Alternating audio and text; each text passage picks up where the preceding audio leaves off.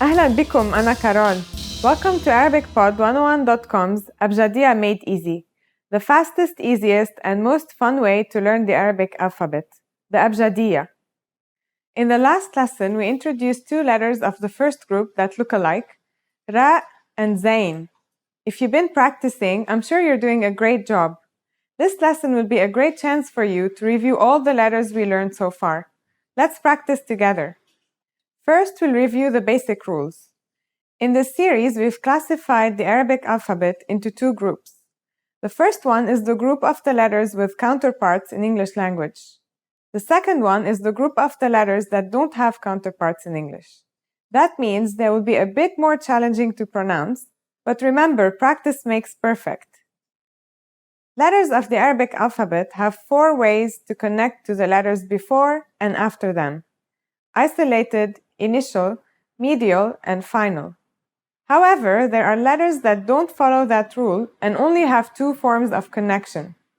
They are alif, dal, dhal, ra, zain, waw. Now let's review the letters we've learned so far. In the first lesson, we learned alif and noon. They are the letters you need to form the word ana, meaning the pronoun I. First, we have alif. Here's the isolated form. And here's the final form. Alif only has two forms, as we've already explained before. Now let's review noon. Isolated, initial, medial, and final. That's it for the first lesson. Did you remember that the initial form of alif is the same as the isolated form, and the medial form is the same as the final form? Now let's move on to the next lesson. In the second lesson, we learned ba, ta, and tha. First, we have ba. Isolated, initial, medial, final. Then there's ta. Isolated, initial, medial, final. Finally, we have tha. Isolated, initial, medial, final. That's it for lesson 2. Their shapes look like a boat, remember? Next, let's review lesson 3.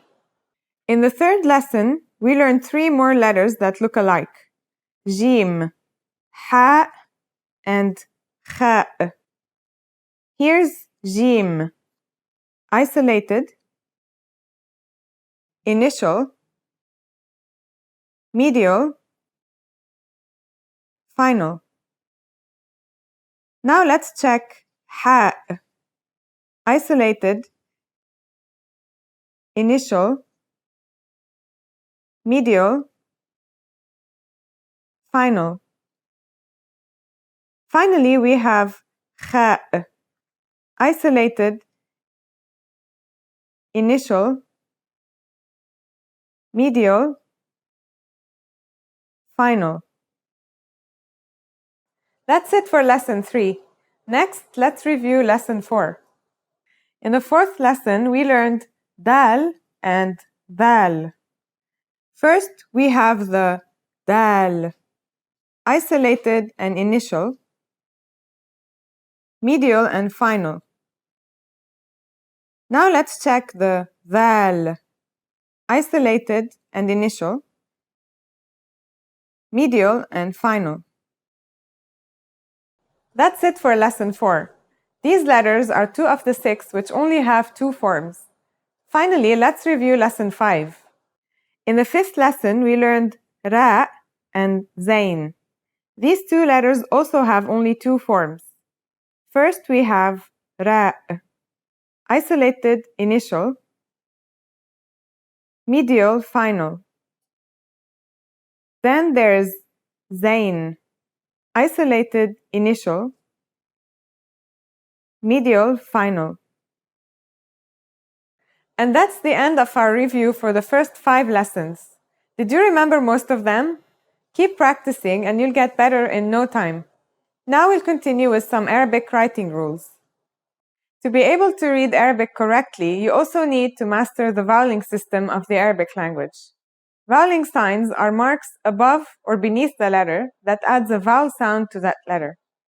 However, vowels in the voweling signs are pronounced shorter than the actual vowels. Let's see the 3 basic voweling signs when used with ba.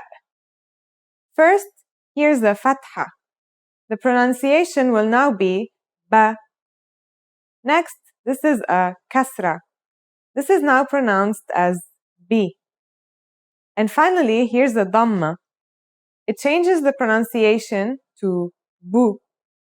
Now, let's practice writing and pronouncing these basic voweling signs. Akh, brother.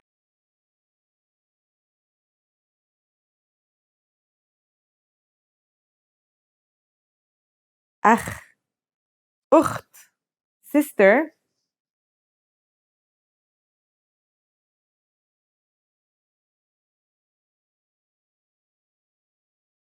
Ukht, jad, grandfather.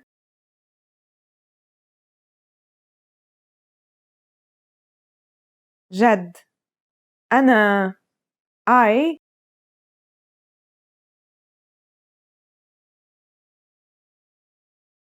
أنا. أنت you.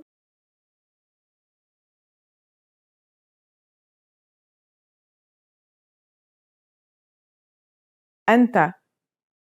Voweling is very important because it can change a word's meaning. For example, here are 2 words that have the same letters but are pronounced differently and have different meanings because of the difference in voweling. Har means hot, while hur means free. There are other voweling signs in Arabic, but they aren't as common as the 3 basic signs we learned in this lesson. We'll go back to them in the next review lesson. Now it's time for Carol's tips. The concept of voweling might feel a bit unnatural to non-native speakers. However, Arabic learners need voweling to be able to read correctly, especially when faced with new words. Native speakers don't need voweling because they know the words and how they're pronounced already. Make sure you master the 3 signs we learned in this lesson. They will help you read faster and more correctly. Good luck! That's it for this lesson. I hope this has helped you memorize the letters we've learned so far and get a feel of how the voweling system in Arabic works. You did a great job. In the next Abjadiya Made Easy lesson, we'll learn 2 more letters of the first group that look alike. See you then. Salam!